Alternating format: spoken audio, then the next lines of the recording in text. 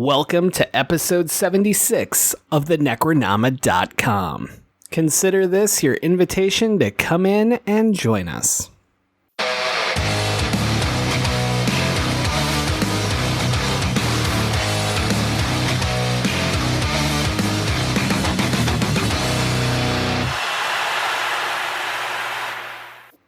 I am James Sabata, horror author, screenwriter, co-host of the podcast you're listening to right now, and I feel like I forgot the last 90 minutes of this film, and I don't remember the content in this movie. And I am Don Guillory, author, historian, educator, co-host of this podcast. I'm having a really hard time remembering stuff right now. It's weird. It's weird, isn't it? I got a bunch of notes in front of me, but I'll just go through those. Joining us today is Peter, but he's down in the basement. Maybe he'll come up a little later. I don't know. I took him a chicken, though, so it's hard to say. So I don't know why Peter picked the movie, but I guess we'll just do it without him. So where do you want to jump in at? All right. Well, obviously, we're talking about What We Do in the Shadows, the 2014 film from Taika Waititi and Jermaine Clement. I love mockumentaries. I mean, I'm a big documentary person, but I really like mockumentaries, things like A Mighty Wind or Best in Show, stuff like that, where it's giving you that access to a subculture or just, or a story or something that people might be comfortable with or familiar with, and, just have fun with it.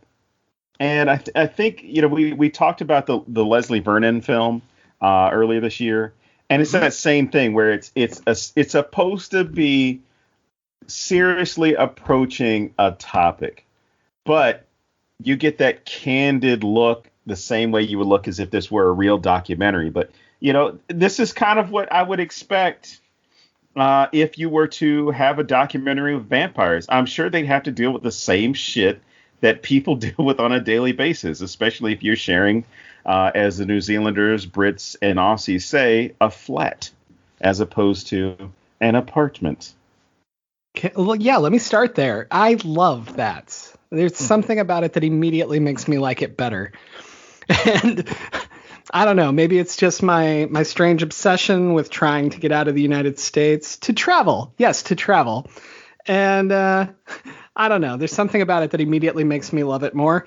When you told me, I haven't seen the TV show, but when you were telling me about it, as soon as you said it took place in America, it came down a bit on my I want to see this list. Well, so. and I didn't say that to bring it down for you. I was saying that my issue with the TV version, I like the TV version.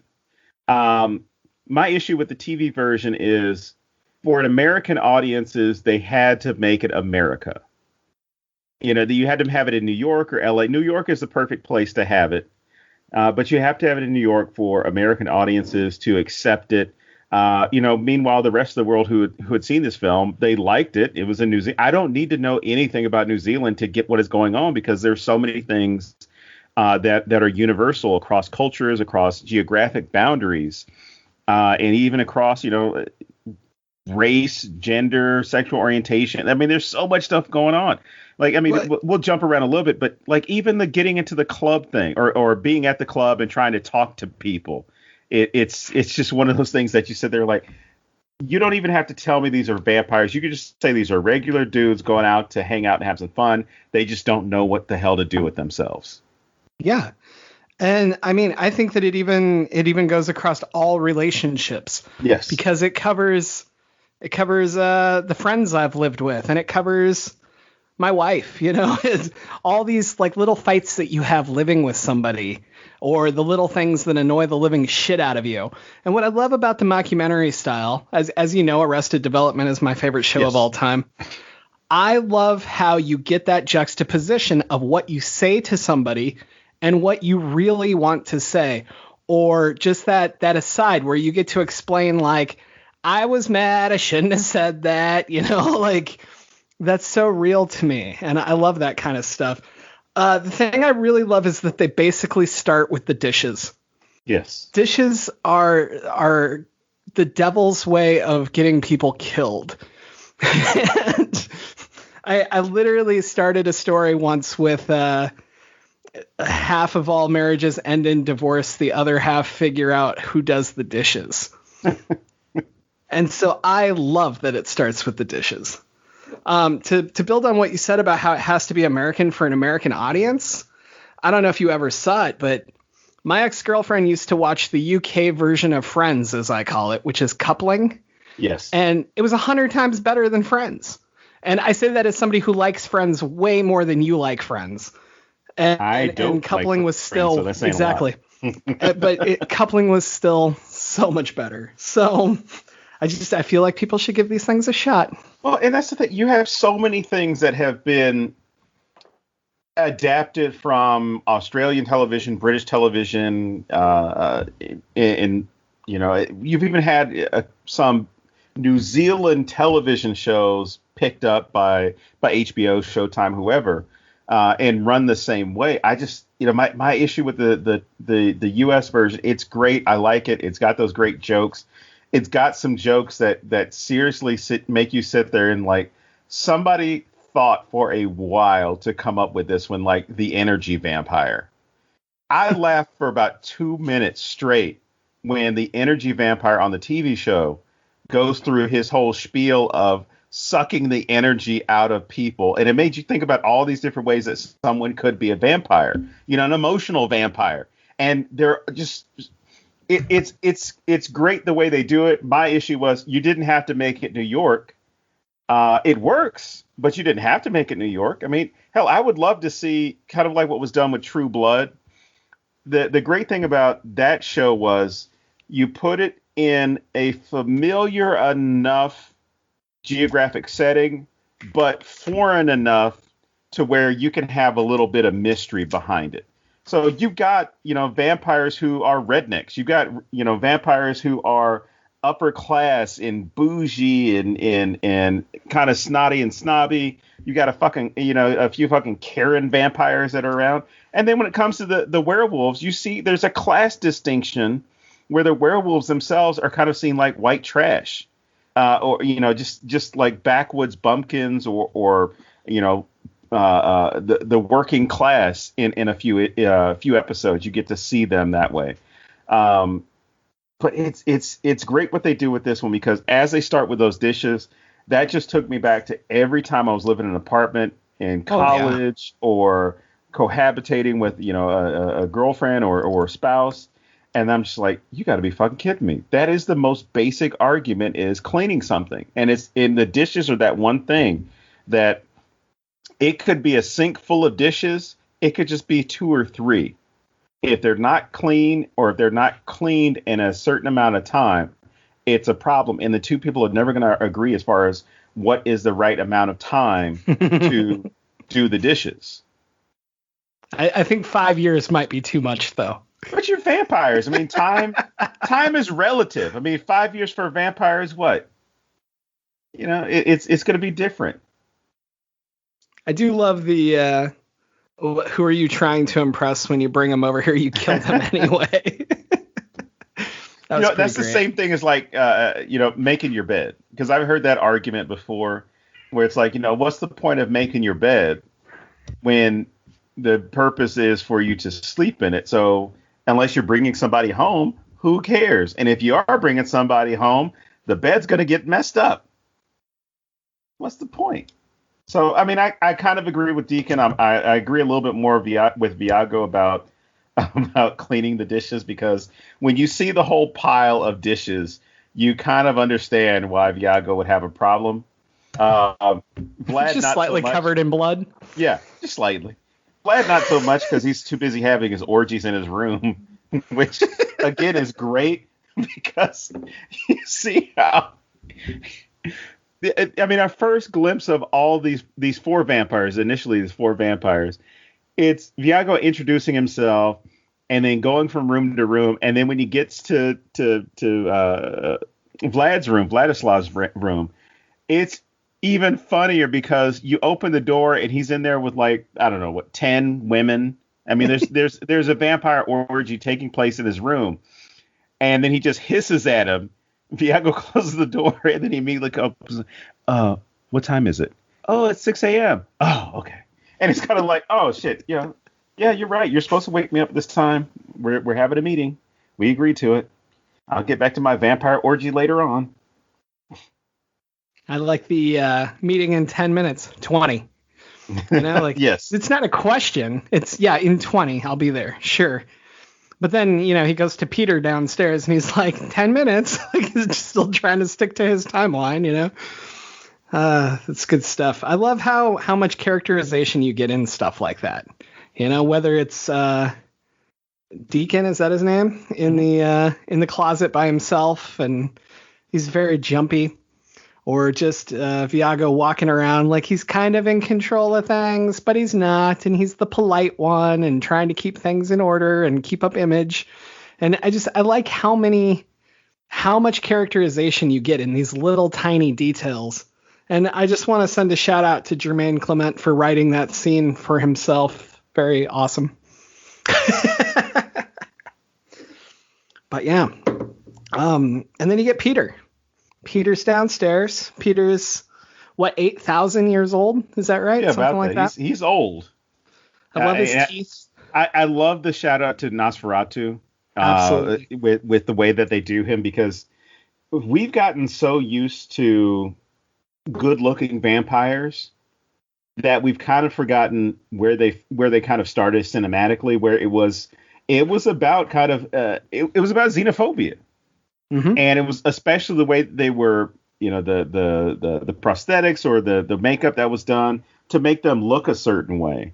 So I was glad to see that one, as opposed to, you know, Brad Pitt and Tom Cruise in Interview with a Vampire, or, you know, True Blood or Twilight or any of these other iterations of vampire stories, because you get that nod to the classics, and then you also get the same thing, or at least other classics, neoclassics, with Viago and Vlad, as far as the way that they present themselves.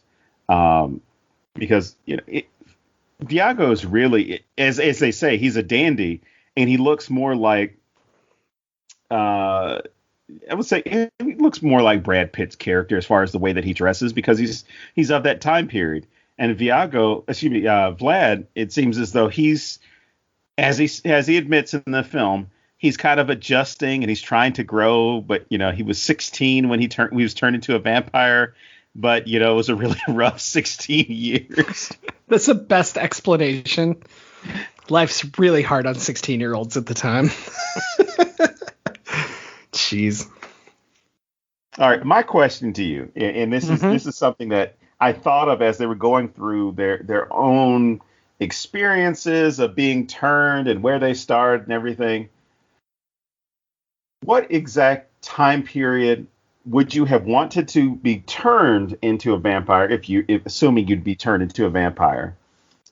Which time period would you want, and why? Jeez. I mean, and I'm asking this because of the way that we present vampires, as it's typically, it's a Victorian style, so that he's dressed this way. Or, you know, there's, of course, Vlad the Impaler. So there's, you know, certain things that would come from his time period. What about this? Is my favorite joke in this entire film, by the way. I didn't want to. I'm going to leave it for you.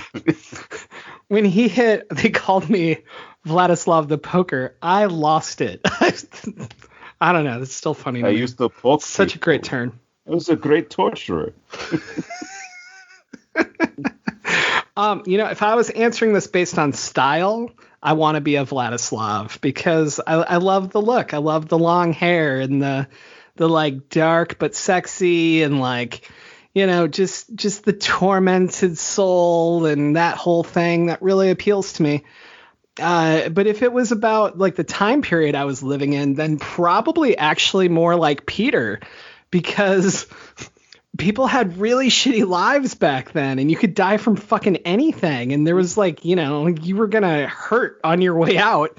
So you might as well get bit by Peter and like kick over to the other side. I didn't think about it that way. That actually wouldn't be a bad thing. I mean, if you got people that are dying at, you know, 31, 35 years old, yeah, that might not be a bad deal to take. I mean, I think he needs a better dentist, but other than that. What about you? Which way are you going? I've tossed around with this one. I think because of so much that's taking place, or at least so much that's advancing within society at the time, and then continues at an upward pace.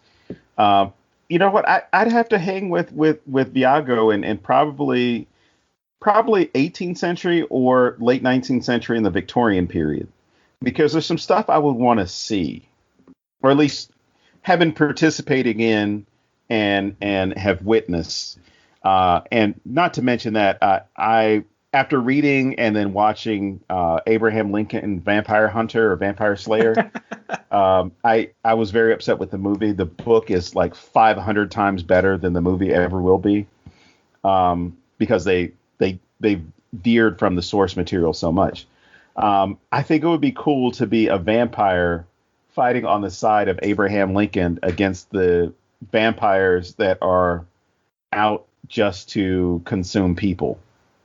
So, I mean, they're vampires fighting within each other to get rid of slavery and actually create a more humane way of feeding. Interesting. It's an outstanding book, but I think that time period, because then you knowing what I know about that time period of history, since that's more my area, I would like to see it from that lens. But then I also I'd also have some issues with some of the mythology within. God, there's so much you could do. Like, you could help runaway slaves. Like, hey, we're going to leave at night, or help out during the Civil War and just go on some night raids. Well, I mean, if there were enough of you, all the bats could come down and pick up the slave and get them out of there. Yeah. Okay, so let's kick this up a level. We have this great other team, so to speak, the werewolves. Yes. And so before we talk about the werewolves, knowing what you know, would you rather be a vampire? Vampire. In this film, not overall. Would you rather be a vampire or a werewolf? Vampire.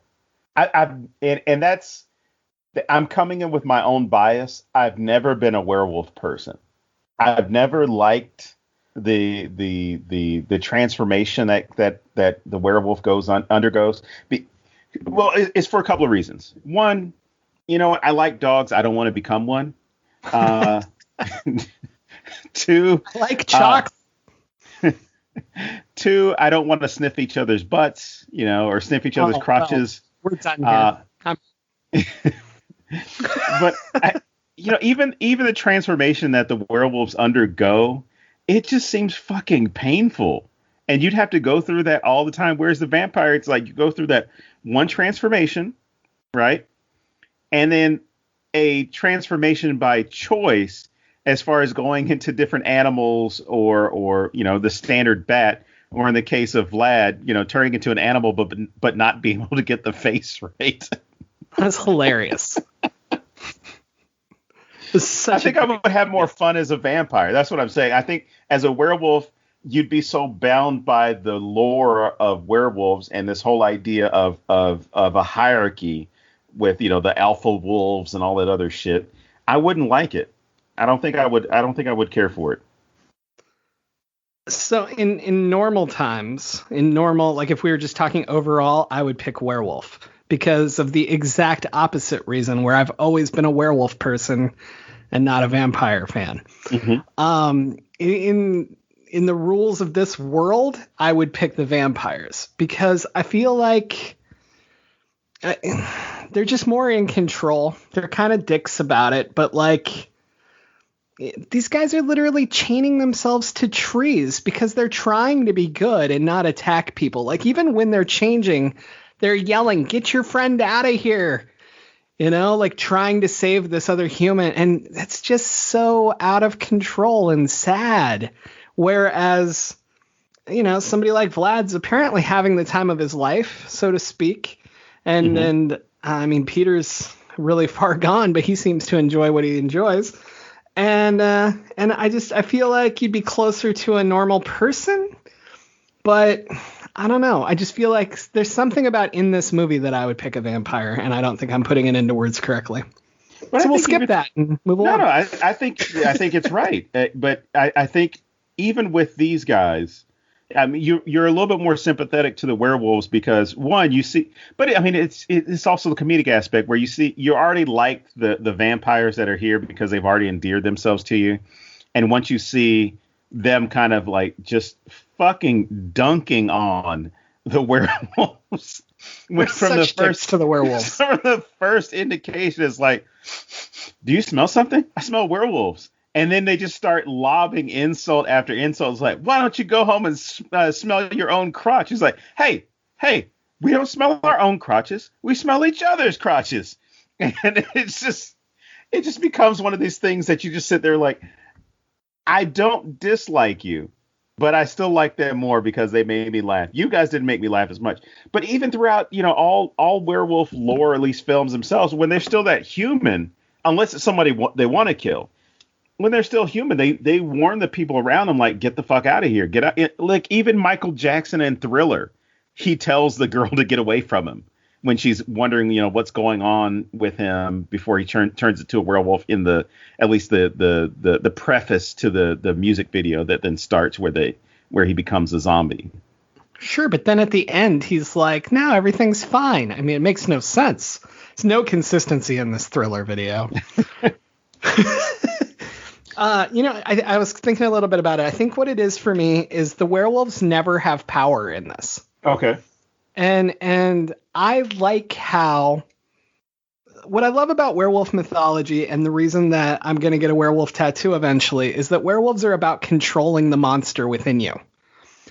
And I feel like they're never controlling it. Like they're a slave to it, and I get that that's what a werewolf is overall, but it's not the way that I like the story presented. I like the power and the animalistic destruction, So yeah, I guess I just don't like them because they're nice and they don't want to kill people. So basically, if the werewolves are like Smart Hulk, it's fine. If the werewolves are like the Hulk when he wakes up as Bruce Banner's like, what happened? It's not so much fun. I will say at the end I would probably choose the werewolves because then I could hang out with Stu.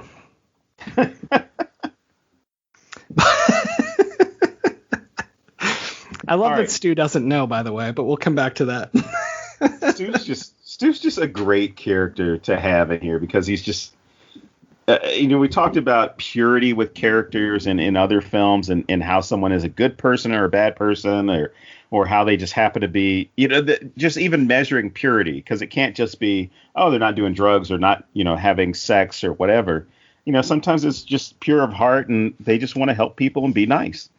But speaking of being nice, I love how, and I'm probably going to say that a bunch, but the way that Viago especially walks us through their lives, right? Beyond just, we're all flatmates and we're living here. And, I came here because, after the war, because I was looking for a woman, which we'll get back to, is this whole idea of there are probably about 60 to 65 werewolves in the greater Wellington area, right?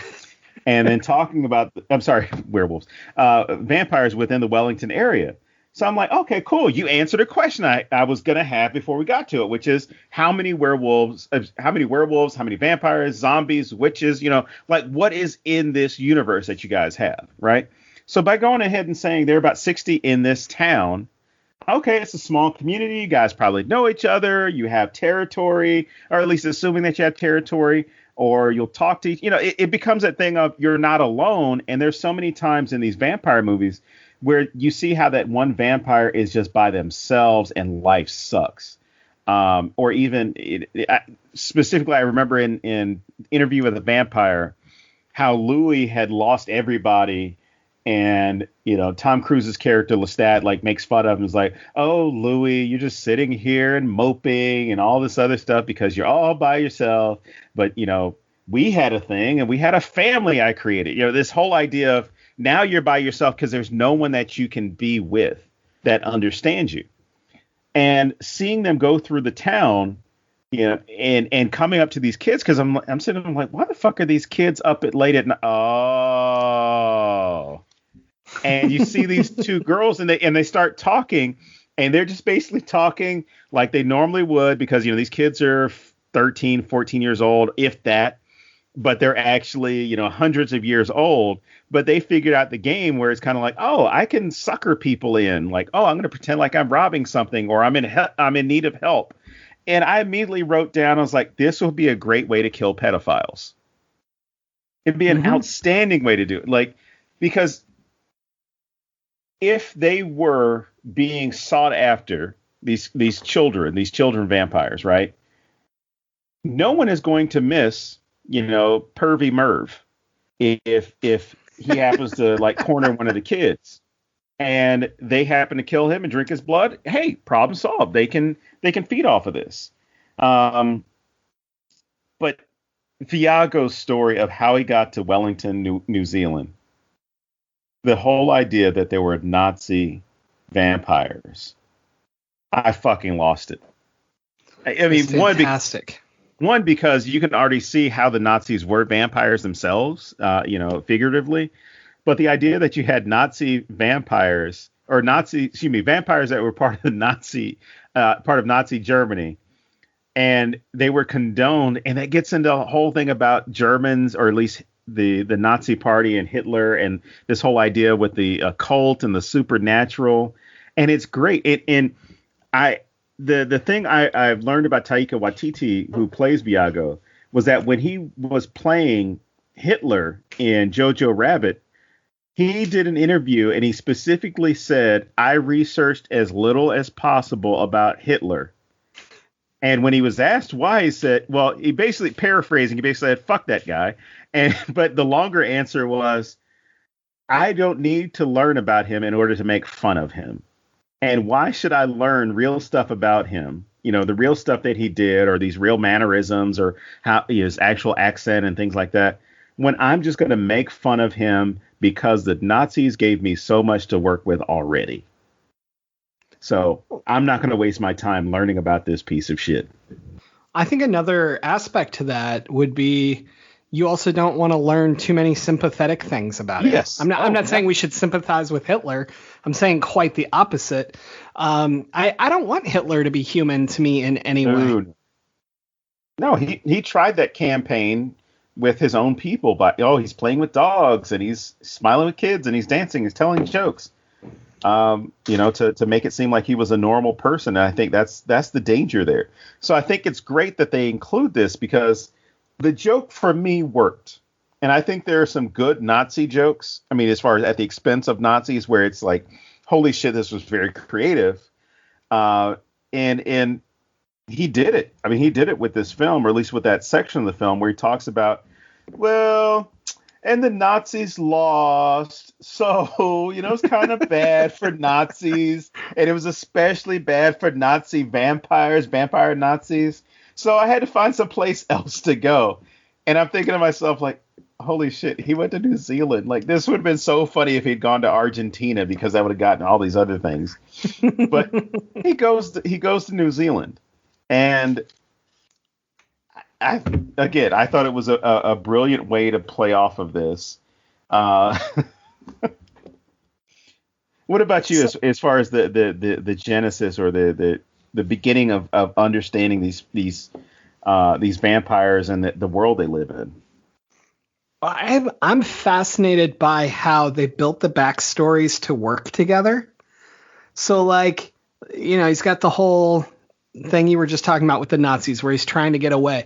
But then that leads to his backstory with his assistant, who put the wrong postage, and so it took forever to get there, which is how he lost the girl he was in love with. So then that's two more backstories right there, because we get the woman and we get the assistant. But that's also a backstory for his current assistant and her quest to become a vampire. And the way that all of these things spiderweb so flawlessly is just gorgeous. And none of it feels forced, like it feels very true to his character. But yeah, I want to talk about his assistants for a minute, because I find it fascinating how they're basically, they're his slaves, basically. They're trying so desperately to do anything they can. And in exchange, he says he'll bite them, give them everlasting life. And what's her name? Jackie? Is Jackie the one Judith, who's the assistant? I think was. Okay. Yeah, Judith is Deacon's assistant. Okay, yeah. I'm sorry, Okay. Jackie. You were right, Jackie. I wrote down Judith for some reason. It's Jackie. But we have this assistant who wants to be bitten, and we find out about his past assistant who did the postage, because they have this basically like a Skype or a Facebook chat or whatever. And the guy's like 86, 90, somewhere in there now. Right. And he's like, you were supposed to bite me. You said you would bite me. And then he just hangs up on him. And it's so terrible. It's so sad that he just manipulated the shit out of this person to basically make them a slave and then didn't give them the thing they were supposed to give him. But I'm also kind of like, why'd you give him the postage if he didn't bite you?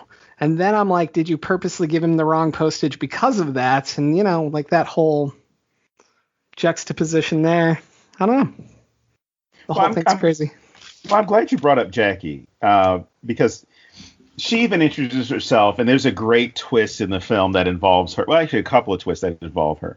But I love the fact that that's Jackie's whole thing. It's I'm doing this, and I've been doing this for the past 5 years. I've been working for Deacon, doing all this stuff, doing his laundry, and even the way that she explains things, like going to the dry cleaner with these bloody, all these bloody garments, and she's explaining, she's like, oh yeah, my husband's a hemophiliac. He bleeds a lot, that's, and just like so many questions are answered with the vampire world. Like, okay, you bring somebody home and kill them. What do you do? Okay, well, you got to dispose of the bodies. You got to dispose of this. Okay, well, I kind of like their clothes. I'm going to keep their clothes and go out of these. And you start seeing like how all this works to where familiars in other films don't seem to do this thing. It's kind of like, oh, go get me something. Go get me this. Go get me that. But you don't see how they basically serve as a personal assistant. And the great thing is that, you've got the modern world playing in where you can have that, where it's, oh, I'm going to teach you how to Skype, or I'm going to teach you how to use a cell phone, or I'm going to do your dry cleaning, or, I'm going to set up an appointment with the dentist because one of your fangs has is aching. So, I mean, she's even great. bringing them victims. Yeah, and she's doing it like it's Tinder, or Uber Eats, because they literally sit there, and it almost becomes this symbiotic relationship, because there's people that she doesn't want to get bitten, so she's like, okay, well, I know some people who got on my fucking nerves, so I'm gonna call them, and they're gonna hang out. You'll bite them, but then you'll turn me into a vampire, right? Yeah, we'll get to that.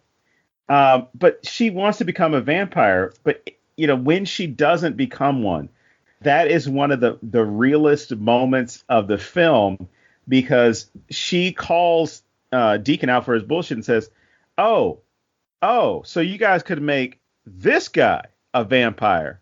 Even though Peter does it, you guys could make this guy a vampire, but I couldn't. This is just a penis club, just going around biting each other's penises in a circle and making each other vampires. Because I'm a woman, I can't be a vampire. Which I think is a great turn to go down, because you can talk about how what is Deacon's rationale for doing. Is it just because he wants a familiar to be there with him forever, or is it because he doesn't want to make a woman a vampire? Is there a different power balance there? And there's a woman vampire in the TV show, right? Yes. Is that a thing? Like, do they follow up on that at all? Like, is it special that she's one, or is it just normal? She's old. I can't remember if she was the oldest one in the house or not.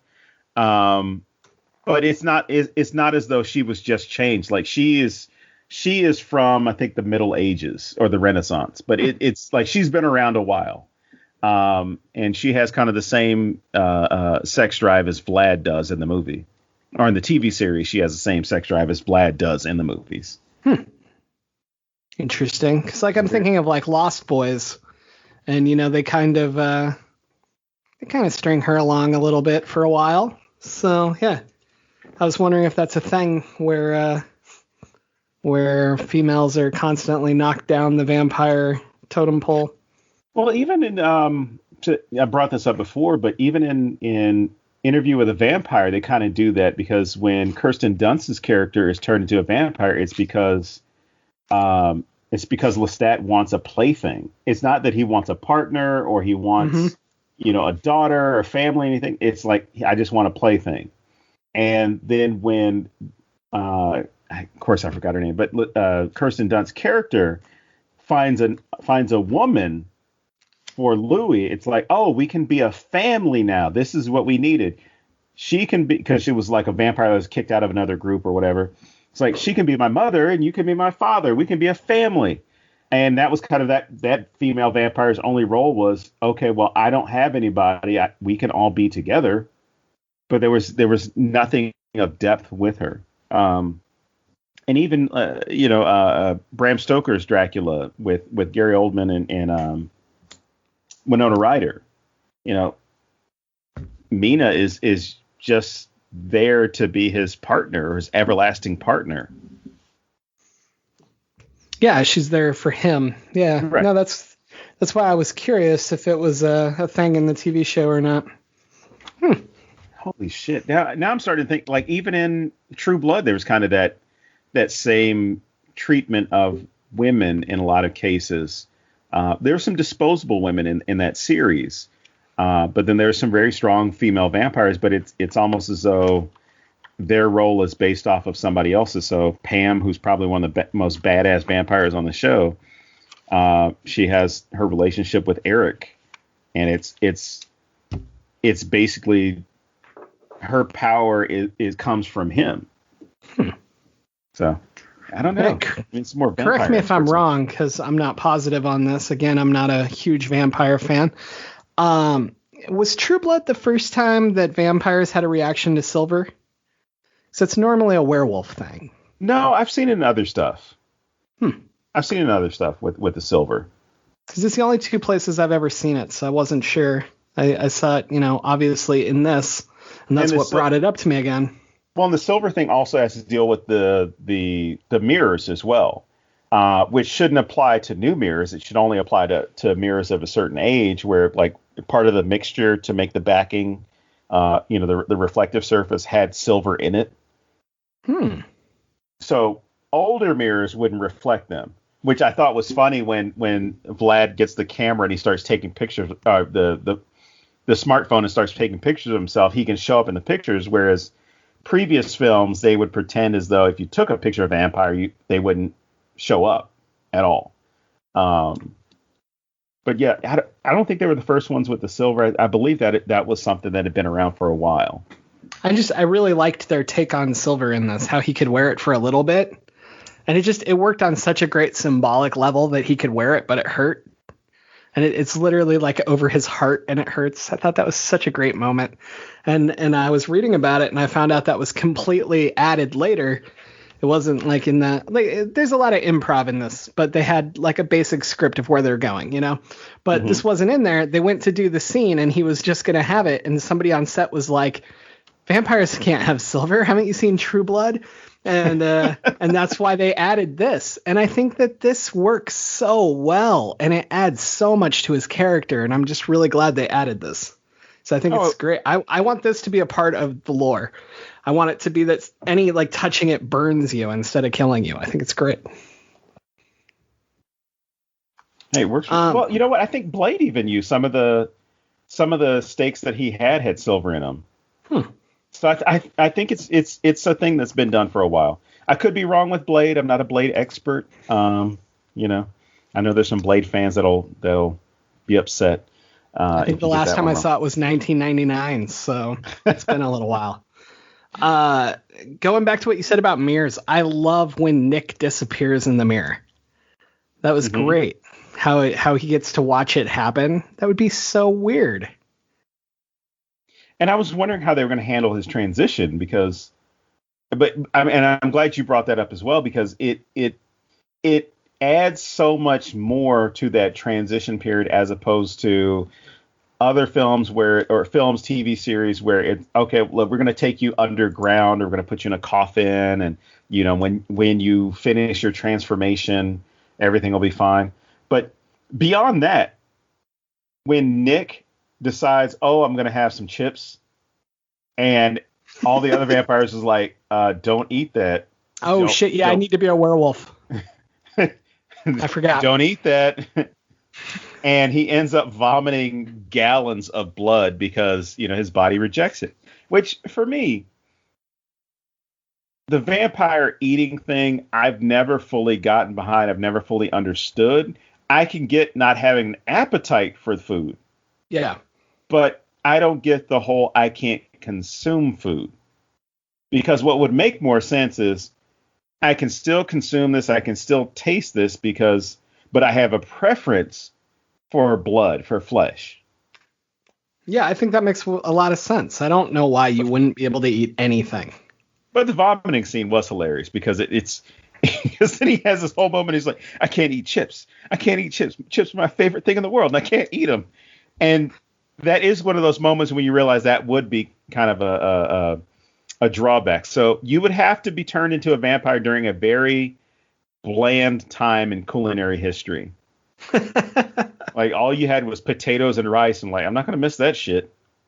Well, and I mean this not eating thing, it makes sense like if you've just fed. Right. Like in Jennifer's body. She eats, then she comes home and she's just puking everywhere, kind of like this scene, really. That's what it reminds me of. And that made sense to me because she had just fed. So if he had just fed and then this happened, I would get it. But if it's just you can't have food overall, that doesn't work for me. I don't know. Mm-hmm. And if you didn't just feed, where the fuck's all this blood coming from? Is it yours? More than likely, because the True Blood, they may have added this one to the lore. It may have been something before. But whenever they cried, they would bleed. You wouldn't cry tears, you would cry blood. Ooh. And I think it was the same thing. Like if you were tired, like your eyes would bleed. Like if you weren't if you weren't going to coffin or going to bed during the day. Yeah, I have that same problem. But this one brings up something that I thought. It made me think of an episode of Tales from the Crypt. It was called The Reluctant Vampire. And it features a security guard who's a vampire who works at a blood bank. So he goes in and he just, he has his midnight snack and he goes in and changes, the account for how many pints of blood there might have been of O positive or B negative or whatever was there. And so he makes all these jokes like, oh my God, I haven't had O positive in like a month. There's this ways that he just goes through it. He drinks them like Capri Suns. But even then, when he starts to run low, he realizes like, oh shit, I need to go drain somebody. And he starts pumping the blood out of them into some of the bags. But he asks them the questions that you would typically get asked when you go to, get your checkup at the doctor, which is, oh, have you had a tattoo in so many hours? Oh, do you wear a condom? Do you practice safe sex? Are you a hemophiliac? So he starts asking these questions to get the information he needs to where he can be safe from any bloodborne diseases. Nice. And then, of course, if he needs to keep the blood for the blood bank, he can then pass it on, which I find. Again, you got to suspend belief at a certain point. But I find it odd that the familiar or whoever happens to be getting the guests would know any of this information. Whether it was, we're looking for a virgin or virgin blood is so much better. It's so great. We need to have this stuff. Or, the whatever types of STDs somebody might have or the drug usage. Because on the TV show, there is an instance where somebody is high. I can't remember what drugs they were taking, but the drugs or the effect of the drugs got into the blood, and all the vampires, they were like dancing around and they were talking to the cameras like, oh, you have to excuse me. I'm feeling really good. We invited some people over for dinner and the people we drank, they were on drugs. And so he's got like a lampshade or a traffic cone on his head. And he's just dancing around. But I like that they cover some of those things on the TV show where they didn't cover them or didn't have time to cover them in the film, because that would be a thing. Like, there's got to be somebody, if you're going to these clubs, you're going to these bars, I'm sure that there's going to be some alcohol in that blood. or it might be some, some recreational drugs in the bloodstream as well. It's going to have some effect on you. That'd be pretty great if you just got drunk doing that because you didn't know. Or really, really high. Yeah. All of a sudden, I'm on LSD. I'm not a vampire. You're a vampire. So let's talk about Nick for a minute. Okay. Well, no, first let's talk about Peter first and his unfortunate demise. I guess Nick comes first, doesn't he? All right, let's talk about Nick first. I'm trying to remember the order. Sorry. All right, so Nick, they turn Nick, and what I love about this is this would absolutely fucking happen, especially if he was American. Just suddenly trying to use it to pick up chicks, and he's just out there and he's like, I'm a vampire, man, look at me, and I feel like I know people like this, and they would totally use that. And I love how the others freak out about it because their safety is so important to them, and he doesn't get that.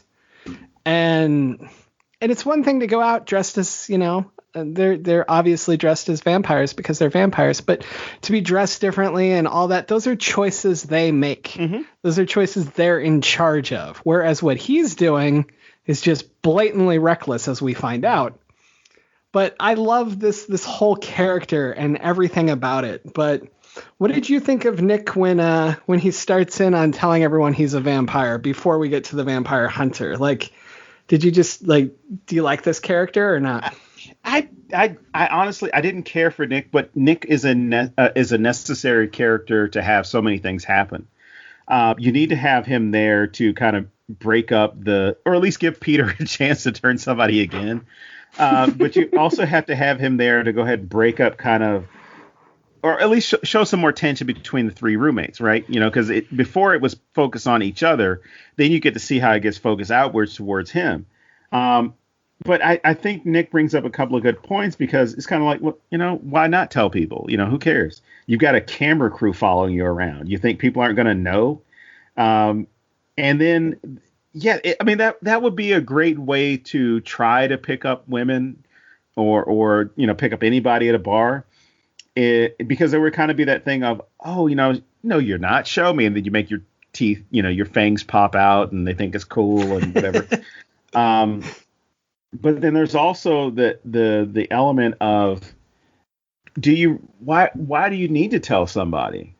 And I think the problem with Nick is he doesn't have anything going on, and this is the only exciting thing for him, or at least this is way of coping with what's taking place, to where he figures, I'll cash in on it. Hey, I'm the guy from Twilight. Yeah, that's why these cameras are following me around. Want to come back to our house and party? So, he could be seeing this as a way to actually get people to feed off of. So why not go for it? But I can totally understand the security that Vlad, Viago, and Deacon need and feel is threatened with this guy going around and doing what he does. He also gets them into clubs, doesn't he? Clubs they can't normally get into. Yeah, and that's one of those benefits of him. He knows people, so going back, I thought that was a really cool touch that they added, which was you can't go in places without being invited. A traditional part of the vampire story. I can't come in here unless I'm invited in. And when they're first trying to go to the nightclubs and meet people, whatever. It's really hard to get into the clubs and really hard to go to these places and whatever because we can't go in unless we've been invited. And then you see how they're trying to get invited in. And it's like, hey, can we go in? It's like, yeah. It's like, but you have to invite us in. You have to invite us in. You guys can go on in. I mean, it's a club. Just go on in. No. You have to invite us. and just seeing how frustrating that could be, or at least seeing how you could even play around with it where, oh no, these guys, as part of their culture, they're not allowed to go anywhere unless they're invited in. Like all these ways you could play with it. Like we're obviously dressed differently, or, my friends here are obviously dressed differently. They can't go in because their religion or their culture or, their people, they teach you that you're not allowed to go in someone's house, in someone's building, someone's business without being invited. I mean, it'd be a great way for somebody to fall for it. I love that he still doesn't do it. Like, they don't get to go in. I love that. It's great. He doesn't just like give in. Like, he's probably like, okay, now you've annoyed me. You don't get to go. Fuck you. Yeah. You know? until Nick gets them in. Yeah. Which is, again, it's the way that he's able to get those three to kind of focus on themselves, and then also look at him, because now he's the outsider. He's making things better, but he's screwing things up at the same time. I mean, he brought them stew, so they're doing pretty good. Well, again, he's screwing things up for himself. That's right. So he meets the vampire hunter. He says, I'm a vampire. And the guy says, I'm a vampire hunter. And he's like, oh, okay, buddy. And I love this moment because I know you and I talked about it before the show. Like, we both did the same thing where we were like, well, fuck. And I love that, like, even though he's in this world and even though he knows vampires are real, he still thinks vampire hunters are fiction. And right. I think that that's so realistic. That's so human nature, you know? I really, really like this. Well, and I love... Yeah, go ahead. I was going to say, it would be just like in the real world where you say, like, oh, yeah, you know, what do you do for a living? I sell drugs. Like, yeah, I'm a cop. Yeah, whatever, buddy. Fuck you. And then you go about your business, and then when you come out, he searches you. You know, it'd be that same type of thing. Like, I'm not expecting to run into the person that is going to be, you know, my mortal enemy, or at least my polar opposite. And then the vampire hunter, I love that there's no build up to it. It's exactly how it would be in real life. We just start with the panic that Peter's on fire. And then, you know, Peter dies. And I don't know how the fuck they got me to care about Peter. I couldn't tell you for the life of me why I care that this character died, but I was heartbroken. I was like, not Peter. And then they go through the whole thing of explaining, well, the vampire hunter had to come through here and his body was over here. Turned into CSI. Blah, blah, blah. Yeah. But I really like that we didn't get to see it, because that's how it would work. If you were really filming this shit and something went wrong, that's exactly how it really works. And I feel like a lot of movies, they would have found a reason to show it instead. And I'm so glad that they didn't. I like that everybody kind of panics and doesn't know what to do. You know, you have Viago basically yelling, like, get in the shadows, get out of the sun. And you have Vlad trying to get water. But, like, nobody really knows what the fuck to do. They don't have a plan for this. And then Peter's dead. And then the cops show up. And I love these cops. Did you know these cops have a spin-off show? No. It's in New Zealand. I want to say it's like Wellington Paranormal, something like that. Anyway, they have a New Zealand show. It's not available here yet. I want to fucking see it. But I don't know about the guy, but the lady cop, she's a fucking teacher in real life, and she's just really funny, so they let her be in the movie. And now she has a show. Well, I think I'm gonna have to look that one up and watch some. I know. I gotta. I'm sure there's some place you could find it online streaming in totally legal ways. And but yeah, I love everything about Peter's death and the whole buildup and how it's Nick's fault. But they blame Nick, but they're the ones who turned Nick, and they're the ones who had him go to the club.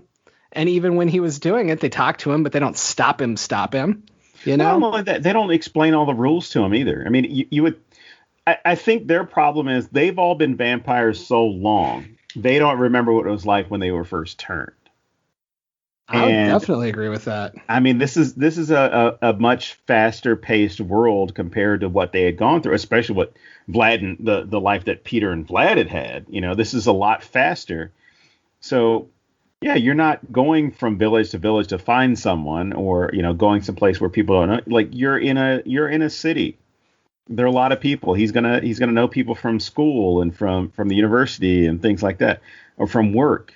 You're gonna come into contact with a lot more people. So having this massive change to his life, it's gonna create some problems. Absolutely. And I agree. Like, I hadn't really thought of it in those terms, but that's exactly what it is. They're holding him to a standard that he's not even aware of. Mm-hmm. Like, his understanding of vampires, they could have actually really played with that. Like, some misconception we all have about vampires, and it's not true at all. And they just keep fucking with him and feeding into it. But I don't know. I that totally blows my mind. I hadn't even considered that. Thank you. Hey, that's what I'm here for. I know. All right, we got to talk about the werewolves. We've avoided it enough, or we've talked about it, but we danced around it. I love the werewolves. I saw the TV show before I saw the movie, and there are scenes like this with where you have that same running into the werewolves type situation where it's, hey, we're on each other's territory, or hey, you're outnumbered, it's us against you. We really don't want to fight. You know, the whole thing that goes into werewolves and vampires not liking each other, not getting along. But the jokes, I had to stop watching it for a little bit just so I could process the jokes that weren't very sophisticated, weren't such highbrow stuff where it's like, I have to dissect this. I just had to appreciate how well they were delivered and how this would play out between people like fraternities, different, people from different high schools, just that childhood mentality of, I'm going to pick on you just because. The whole thing, when they walk away and they say, don't catch fleas, and just, I just sat there, it's like, holy shit, like, this is beyond, like, not even nonsense. It's just funny. It's just funny just because it's not even the low hanging fruit. It's like, they could have said, oh, you dirty sons of bitches. That would have been a great thing to do, but they don't go there. It's like the shit that would really get at you if you were a werewolf. And it's like, oh, don't catch any fleas. You guys out for a walk? That type of stuff that would be really while good. We're out for a walk as well, but it's an insult for you. Minus when they throw the fake sticks. The fake stick is like my favorite thing. I love that. Don't chase that. Don't chase. What are we, fellas? We're werewolves, not swearwolves. And just the whole way that the Reese, I can't remember his name in the movie, but the way that Reese is trying to communicate with the other members of his pack. This is the way that we're supposed to behave. You want to be civilized. You don't want to be beasts. We want to fight this. We want to be treated as equals. You know what? We're not going to stoop to their level. So we're going to be good. We're not even going to curse. And the one time Reese curses, and one of his other guys corrects him. He says, I thought we were werewolves, not swearwolves. He's like, well, you know what? It was okay for me to say fuck right now, okay? And he's just explaining, like, because he's transitioning into a beast, it was okay for him to curse at that moment. The situation, the time dictated that it was okay for him to curse. But just talking about, how these guys, at least the way that they're grooming each other, no pun intended, the way that they're grooming each other for a life of being a werewolf differs from the way that the vampires are, which is kind of like, oh, you're a vampire, you're fucked, you got to go with us and figure things out. Whereas they're coming together as a group, as a pack, and it's like, this is the way we behave, this is the way that we act, this is how we conduct ourselves. This is, hey, in fact, the nights that we're going to transform, make sure you bring baggy pants. You don't want to rip your clothes. And, all these things you typically don't think about other than when you see it in a movie, like, God damn, like, this guy transformed and all his clothes are fucked up. They're going a step further and thinking about, like, no, you need to wear sweatpants so they can stretch. And when you transform, you'll still have clothes on. And when you transform back, your clothes won't be ripped. And then the one guy who forgot and he still wore like jeans or something. It's like, hey, why are you wearing? I thought we agreed sweatpants because we don't want we don't want to rip our clothes. We don't want to destroy our clothes. And he just apologizes for the oversight. But I love how they go through their rules in a quick scene before all hell breaks loose. They go over their rules as the vampires have neglected to give any rules or at least any expectations to at least with each other what their expectations are of being a vampire. Well, and that's interesting, like from a writing point of view, because it sticks with everything we know about wolves. Like you said, they're in a pack. I don't know if you were making a joke or if you just said it, but they literally take care of each other. Mm-hmm. And then you have the vampires who, although they're together, they're individuals together. You know, and it's, I like how that plays into these established rules, if you will. Mm-hmm. But also, like, this guy who wore the wrong pants, you know what you're coming out there for. How'd you wear the wrong pants? And why don't they just get naked? They clearly all know each other very well. Like, does it really matter if Tony has a bigger dick than you right now? Just take your fucking clothes off. I'm going to tell you, as being in a group like that, not werewolves, but... That was a shout out to Tony in case you're listening. All right. Like that's very possible. Like I was just telling my wife the other day because we had a nice little cold snap through here, and I always make jokes or observations about the weather and relate it back to the military or vice versa, right? So I'll do some random thing like I'll put my hands in my pockets. I'm like, oh my god, this is such a great feeling. She's like, what are you talking about? Putting my hands in my pockets. She's like, who gives a shit? So I remember for like the longest period, I couldn't do that. You couldn't do that. She's like, why? It's like, because somebody fucking decided you can't put your hands in your pockets when you're in the military. And so I went outside. I'm like, holy shit, it's cold out there. And I said, oh, I don't miss this at all. Because I was going to go work out. I was like, oh, I don't miss this at all. I don't miss running in this bullshit. She's like, what are you talking about? I was like, yeah, you'd go out. It would be like 40 degrees out. And they would tell you that you got to work out and you got to go run or do calisthenics in a t-shirt and shorts. She's like, no, they wouldn't. I was like, yeah, you'd show up in a full jogging suit, and whoever was in charge would tell you, no, strip down just a t-shirt and shorts, take off the jogging pants, the jogging suit, whatever. She's like, they really did that? I was like, yeah, they would do that. And they would say some stupid shit like, pretty soon you'll be warm. You won't feel the cold because you're going to build up a sweat. I'm like, no, I'm still fucking cold. So I could honestly see that happening because that happens at military bases every day where, whatever the uniform is for the day, there's somebody that messes it up somehow. They might forget their PT belt, which is a cardinal sin, or they'll wear their PT belt the wrong way. And again, I could see this happening. I just think it was funny because it was relatable. It was like the dishes. It's going to happen. That's what do we got on here still? Well, we've got the Dead Masquerade. Well, hang on, let's get there. But going back to Peter's death and Nick, they give him a little trial. Yes. And the trial in itself is pretty great, but the sentencing is so awesome because it's so fucking outdated. And so it totally fits that's what Vlad thinks a punishment should be.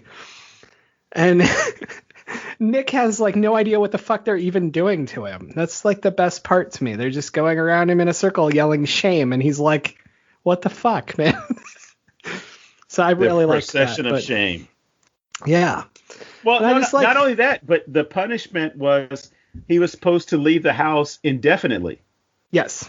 Which I love the because I don't want to say it's just British humor, but I would say the Western non-US humor, because you see this within French and German, the few German comedies that there are, but you see this in European, Australian, and even New Zealand comedy where it becomes an argument over the definition of a word. Mm-hmm. Over a word.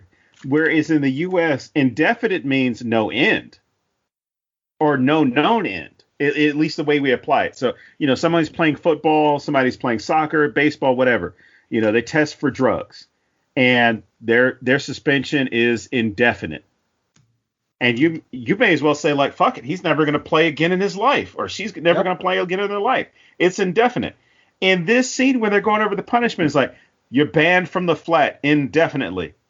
And so what, I can come back tomorrow? It's like, no, you can't come back tomorrow. You can never come back. No, it doesn't mean that he can never come back. It means that he can come back one day, but we haven't decided when it's going to be. And so you see this argument from 4 different people over what indefinitely means, which is perfect because no one knows what it actually means as far as the application. It also really plays into their different ages and their different backgrounds. And like, it's so incredibly deep for such I don't want to say throwaway, because it's not throwaway, but it's not an overly important thing, but it's so deep. I love it. And so you have the trial and then the shame thing, and then he has to leave. And as he's leaving, Stu's there, and Stu's going with him, and Viago's just like, bye, Stu. Bye, Stu. Stu can still come over. Bye, Stu. I thought that was hilarious. Which was Stu didn't do anything wrong. He can still come over. Yeah, it wasn't his fault. You're the one who screwed things up. That's right. Damn you. And I think that was very important one, because Stu, who's the friend who comes along, he ends up having a better relationship with the vampires themselves, because he starts showing them all the things that have changed in the world. Here's email. Here's how you FaceTime someone, or Skype, or send a text message. And even when they start telling jokes to each other, which was great, where, Viago sends Deacon a joke, or at least a prank, and it's like, oh, there's a crucifix behind you. And he freaks out. And he's like, what are you?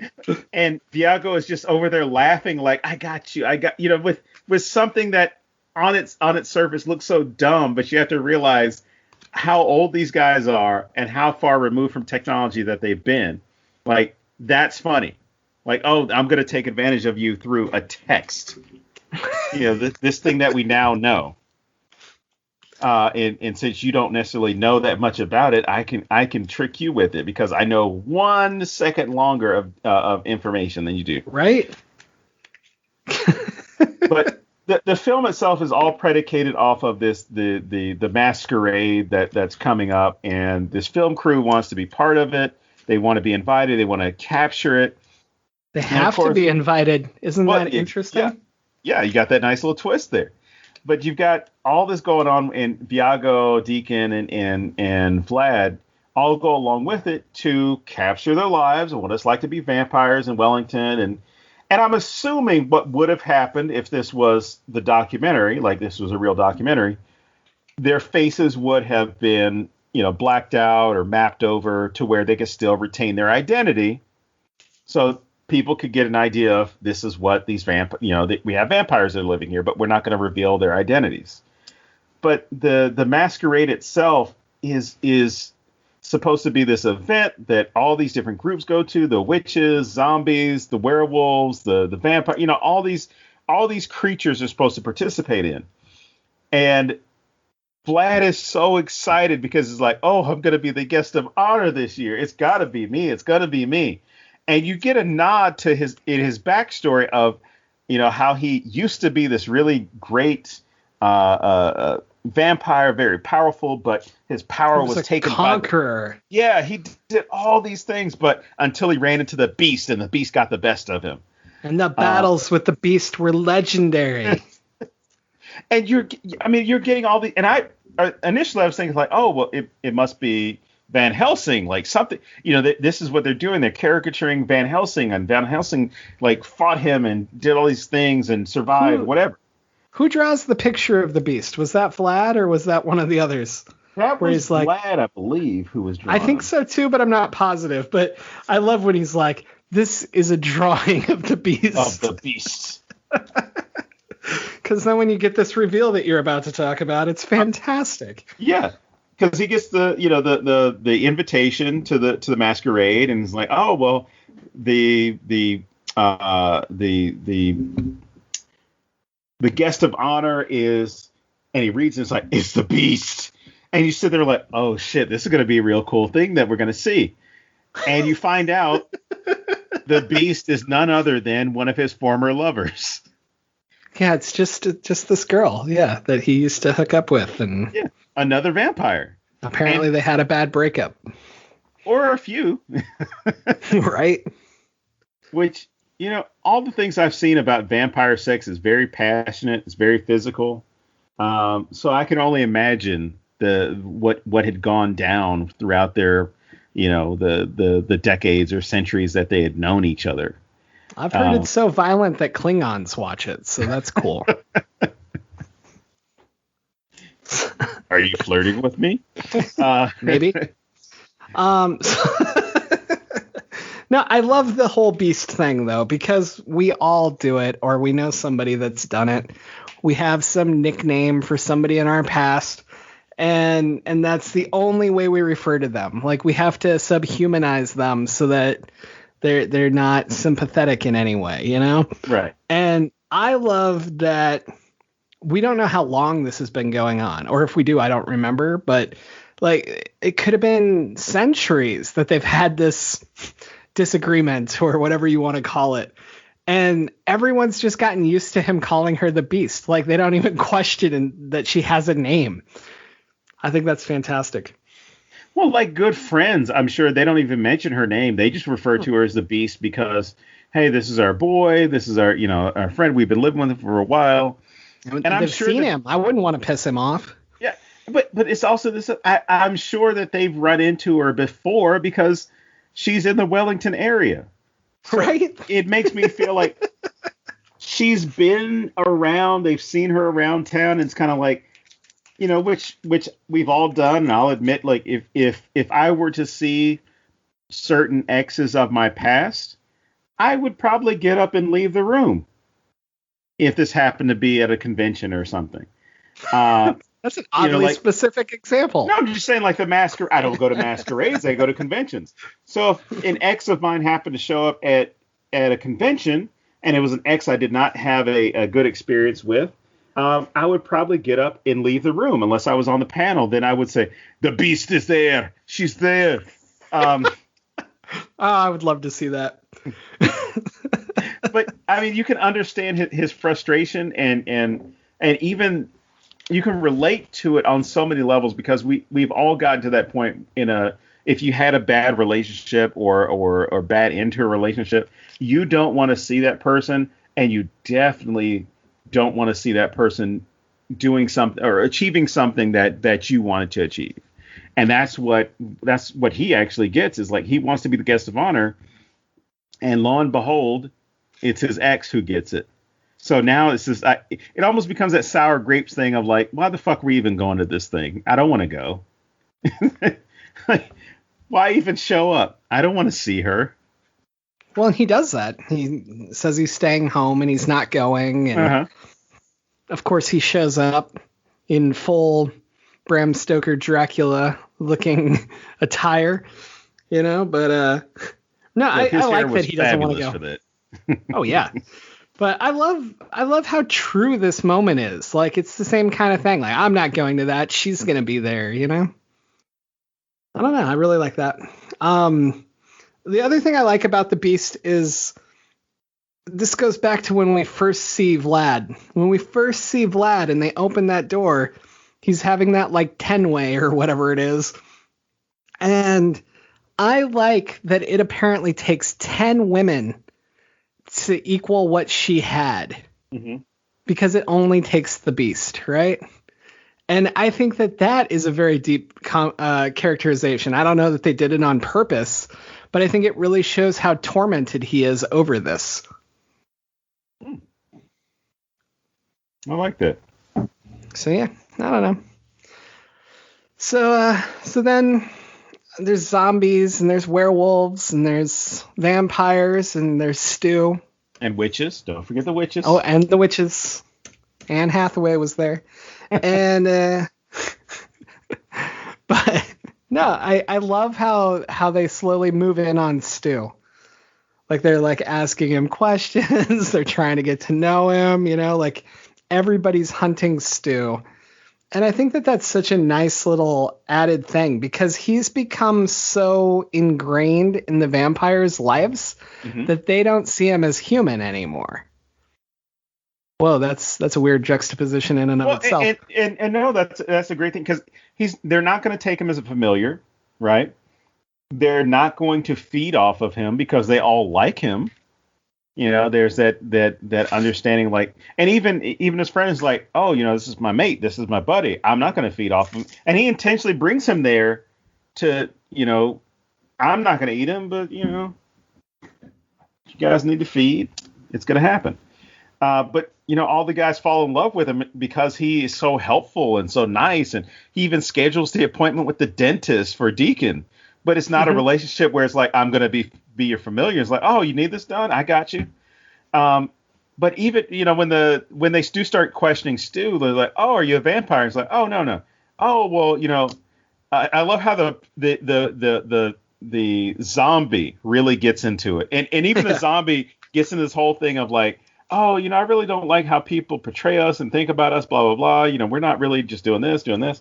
And you see kind of how the rules for zombies are established, or at least some of the rules are. But when he's sitting there with Stu, he's like, let me ask you a question. Are you pre-dead? And not, are you human? Are you alive? Are you pre-dead? And then that starts other people realizing that Stu is a human, which at this point I'm realizing, like, don't you guys know there's a camera crew that's part of this, that they're all human? What's going on here?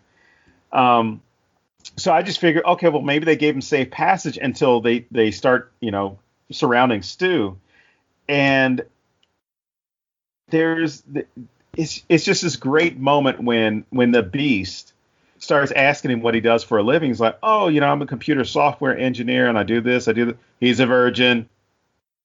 And that makes everyone go bonkers because I've seen that in so many, TV shows, movies, whatever. And then someone says something like, oh, are you a virgin? I think that's a really personal question. Yeah, you're a virgin. All these different ways to get that question answered without it being asked. And it was great that they went there because you had these discussions about virgin blood early on in the film, but they never go anywhere with it. There's never a moment where, oh, they do get a virgin. And Stu is so quiet as far as his appearance. His appearance is so deceptive that you don't even think about it until they make the joke. And you're like, oh, shit. That makes sense now. You think these guys would have been able to smell a virgin, smell the blood of that virgin in that room with them. But here we are. And here they are having to protect him. Yeah, I mean, there's so much going on here, and there's so many different ways that you could make spinoffs off of this. And I know they've kind of talked about it, but as far as I know, the Wellington Paranormal is the only thing they've done. But I like how deep this world is and how, like, you could do a full zombie thing. You could do how zombies interact with whoever, I don't know. There's so much going on that I really, really like about this world. Is the TV show like this, or is it mainly just vampires? I've only seen the first. I didn't catch the second season because I think what happened was COVID took place, and I forgot anything that I would normally get into because, COVID. It's true. We all have way less time to watch TV. You've got all this crippling anxiety. You're like, oh, this show came back. And then you completely forgot about it because something else came out. I just binge watched a show called The Election, and I've been watching it since like Tuesday, and I finally finished it. I think I finished it on Saturday. I there's still a lot of bonus footage to watch, but but really, I didn't know you'd only seen the first season. It follows, or it allows for some of the same stuff, especially with the werewolves, which is great. And again, I would normally want to ruin something, but I'm not going to. I don't want to spoil anything other than saying there's some really smart things that take place, and then from what I've seen of the second season, that then continue on into the second season. That go beyond just traditional vampires, but getting into things like, the jokes that we have about people, like, oh my God, this person's an energy vampire. They just suck the life out of you.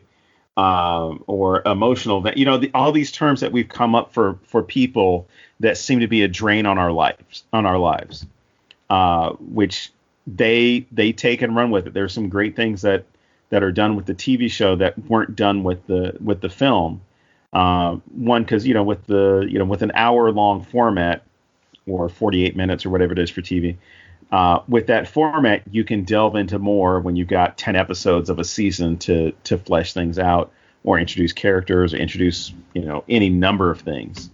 But it's worth it. I would love to see that Wellington show. And I was just looking at, I guess you can get New Zealand TV shows, or whatever that channel is. You might be able to get them online, but it'll be interesting to see what happens. All right, let's talk about Viago's woman, Catherine. Number one, I love this backstory.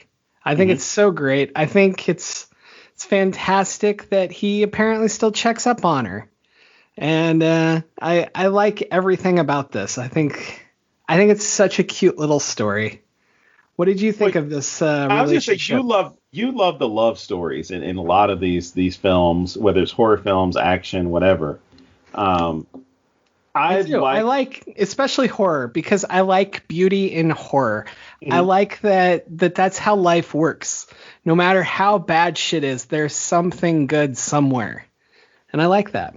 I want to close this one out, because we all do. Like, we have these people that might have come into our life at one point, and then for whatever reason things went a different way. Like, the same thing with my wife. We met, then we went different ways, and then we met each other again. That's happened to several people in my life, where a woman I had talked to when I was in college, and things didn't work out. But I can see how that would have played out, where he's planning on resettling, and he knows that she's settled in, New Zealand. I'm going to follow her, we'll get married, whatever, we'll spend our lives or the rest of eternity together. Right. And the idea that there was no one that replaced her, he's that touched by her. There was no one that replaced that feeling for him, to where he knows where she lives. He keeps track of her. And the whole thing about her marrying somebody else because he got there because the postage was wrong. And he's I wouldn't say he's given up. It's just one of those things of like, I'm going to wait. I'm not giving up on love. I'm not giving up on her. But I'm not going to go and seek anybody else. So I thought that was a really cool thing to add into this otherwise comedic film, to have such a serious tone when it came to love. But then the seriousness of the love breaks, because he does finally go see her, and you get this moment where you think like, oh, he's going to attack her, he's going to bite her, right? But you're watching this take place through the windows, and you just see him like eerily creep forward or float up to her. And then as he passes, the wall and gets to the second window, you see he's got flowers in his hands. And, he has a conversation. She wants to turn and become a vampire and spend her life with him. And this great joke where he says, I don't care what people say. Yes, there's an age difference between us, because now she's an old woman. He's still perpetually a young man. Oh, yes, there's an age difference between us. She might be 96 and I'm 397. Okay, who cares? People will say I'm robbing the cradle, but this is love. And I love that, because your first thought is like, oh, this is an old woman. Then you have to realize he's a fucking vampire. He's 4 times as old as she is. Yep. It's so nice how it juxtaposes our positions as our expectations, rather. And also just how it just blatantly calls everybody out. Like, we're all thinking the same thing. We're all like, she's 96. Gross. Nobody at home probably is like, most people at home are not like, oh yeah, good going, she's hot. And he just blatantly calls out the audience. And I think that's such a great moment. And also, it really, really shows how true his love is. Mm-hmm. What Vlad and the Beast have is not the same. I would argue they love each other. It's a very volatile love, though. Like he wouldn't still be holding on to this if he didn't love her in some way. But it's not the same kind of love. Viago's is so pure and so real, and he loves her no matter what she looks like, no matter, he's just happy to finally have her. And I think that's beautiful. And I love that they just like totally just jam that down our throats, that we all judged it instantly. Mm-hmm. I mean, they've spent the whole movie telling us how old they are, and we still do it. Oh man. Let's see. What do I have left in my notes? Well, I was going to say we've got Stu, because you fear, when they were leaving the masquerade ball, right? Poor there was Stu. the fear that Stu had been killed, right? Yes. Because the werewolves are all preparing for the full moon, and they're out there with their sweatpants, or all of them except for one or a couple are out there with their sweatpants to prepare for their changing. I mean, they're going to chain themselves up to trees so they can't get out and hurt anybody, right? Which seems extreme, because it almost makes you feel like you could have gone and found something else to confine yourselves to, to where you couldn't be out on the street. Like in Monster Squad, the guy who's the wolf man, he tells the police officer, like, put me in a jail cell. He's like, no, I'm not. You're just drunk, or whatever the police officer sheriff says. He's like, no, you got to understand. You got to put me away some way so I don't hurt anybody. And he doesn't take him seriously, because while he's still human, he's like, there's going to be a full moon. I'm going to change. I'm going to hurt people. Put me somewhere I'm not going to hurt people. So I just thought, like, them chaining themselves to the trees and out there in public, maybe this was like one of those, the togetherness things of like, oh, we're all going to make sure we're all together changing and we don't hurt anybody. So we're going to chain ourselves together. You're going to change. Oh, shit. You forgot the combination to your own lock. It just all these real things that happen because you might plan for it and it doesn't go as planned. But, they get attacked. Stu gets attacked, and there's this fear that he might be dead. And as the film is closing, you see that Stu, he's all marked up. He's all scarred up, right? And he's brought the werewolves over, and the vampire group, they think that something's about to go down. And really what it is Stu, who's been an absolute angel through the entire movie, becomes a peacemaker. It's like, you guys need to get along with each other. Like, you guys need to hang, you need to talk to each other, you need to chill, because you guys are in the same situation. You're a small community of people that care about yourself, care about yourselves, care about the other people in your group, and you don't want anything bad to happen to you. But you just see how they just all start hanging out and getting along, and there seems to be resolution. There's no snapping at one another or making dog comments or vampire jokes or anything like that. So it's a really cool way to end the film, because now you've got this resolution for so many things, and you find out that even Vlad has gotten back together with the Beast, and you see them having sex up and down the walls, which, as you pointed out, it seems as though they're the only people that are cut out for each other, to where Vlad, he'll go and have sex with, 10 women at one time, and he's not satisfied because they're not doing the job for that the Beast was able to do. Do you have anything else that you want to talk about after this, or are we heading into what movies do you want to watch? One movie I would say, which would get into a bunch of different things here as far as people living in a building. Delicatessen would be a good one. It's a French film, I think the late 90s, a horror film where these people are all living in one apartment building. Again, there's a lot of weird stuff going on. It's almost apocalyptic and kind of creepy. Vampire films, I mentioned Interview with a Vampire, which I think, at least for me, is very close to this as far as talking about the way the vampires relate to each other, one another. Werewolf movies, none of the ones that have been done recently were good. And I'm speaking of the Wolfman and Jack Nicholson's Wolf, and just Twilight and all those things. But I think the thing that holds me back with werewolf movies is I haven't seen any good ones done, and there may have been, and I just didn't see them. But I haven't seen any really good ones done in a while. I mean, my favorite one is still Silver Bullet. Absolutely. But it's more about the kids than it is about the werewolf. So, I mean, at least getting it from the perspective of the werewolf and having to deal with that duality is one of those things I would really like to see. Whereas the vampire films, you don't get many vampire films where it's the perspective of people who are going to be the victims. It's typically about the vampire and what they're going through. And I think that what we're missing is we haven't gotten, from my estimation, from my perspective, my opinion, we have not gotten a good werewolf movie, and that kind of plays into my bias against werewolves. But as far as documentaries, Hemlock Grove?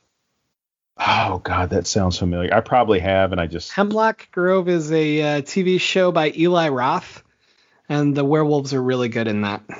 Okay, then I didn't see it. I was thinking of a different movie.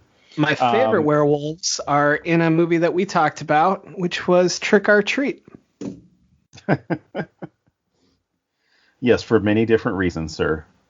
But for mockumentary, the Behind the Mask with Leslie Vernon, or The Rise of Leslie Vernon, is a good one because it gets into that same, hey, we're trying to figure out what this killer is up to, and and see how things work.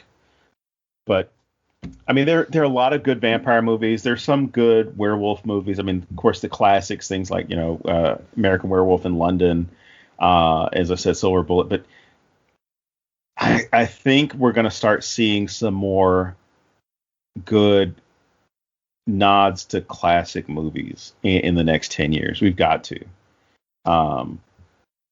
Because I would love to see a werewolf in today's world with social media. Even if you look at like Lee Whannell's Invisible Man that came out. Okay. That's this new thing they're trying to do where they tell the Universal monsters differently. And so I was expecting something with wolves in that. Not in that movie, but in that same vein. I think that they'll try to bring us something new. And I'm really excited to see what they do with it. Because I feel like Invisible Man went in such a different direction. It was great. It's fantastic. But I want to see somebody take wolves and do something totally new with them. I want to see somebody take vampires. You have Joe Hill's Nosferatu, where the car is the vampire, and it sucks the energy out of kids, and it puts it into the main character, or the main antagonist. And that's a really cool, different way to do it. I just want to see more stuff like that. Just little tweaks and changes that bring new life to this stuff. Because as much as I love the originals, bring me something new. Right.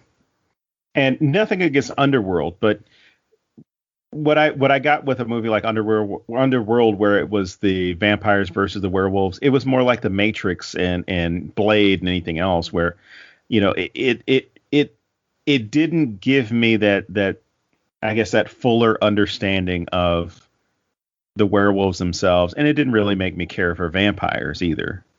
It was just. I mean, it worked on some levels, but it just didn't work for me as far as I guess the horror lore when it was so much more of an action film. So the movies I would go with. Okay. If you're going straight vampire, I would go Fright Night. Okay. Nothing else really touches Fright Night. Maybe Salem's Lot, but Fright Night for sure. If you're going more for the feel of this, it's not quite the same, but Warm Bodies. I love their take on zombies. Okay. And Santa Clarita Diet. Kind of got chopped off when it got canceled, but so it ends weird. But it was actually a pretty interesting show. I really like this film. I like the TV series. Hopefully, with next month, I'll be able to just go ahead and stream the second season finally. But I mean, I think us getting out of, and not us, you and me, but us as far as an audience, getting out and seeing these types of films from international directors, actors, studios. If we don't see those, we're going to miss on a lot of stuff. A lot. Definitely. Because there are a lot of universalities. In a lot of cases, these films can hit on certain things better than U.S. films do. Because I'll be honest, the one thing that holds back the U.S. film industry when it comes to stuff like this is being afraid to go to push certain buttons. And I think especially with a lot of British humor, and obviously, New Zealand and Australian humor, they're not always afraid to push a little bit further with some of the jokes and some of the things, whether it's a highbrow joke or, with Taika Waititi when he made Jojo Rabbit, they went ridiculously far with some of the jokes about Nazis. Yeah. And even, just the whole thing where I would be comfortable showing Jojo Rabbit in my film as history course, because even without having to do this deep dive into research about Adolf Hitler, the director, the producers, the writers were able to key in on that whole cult of Hitler, like extremely well. And again, not seeing that, or at least not seeing it because of the subject matter or what you think about it, we end up missing a lot. So I would also recommend, Jojo Rabbit, speaking of Nazi vampires. I would recommend that we cover that film one day. I second that. Yeah, I don't have anything else. So if you're good, I guess we'll wrap it up. We are good. All right. So until next time, as always, I am James Sabata. And I am Don Guillory. And we will see you next week here at thenecronama.com.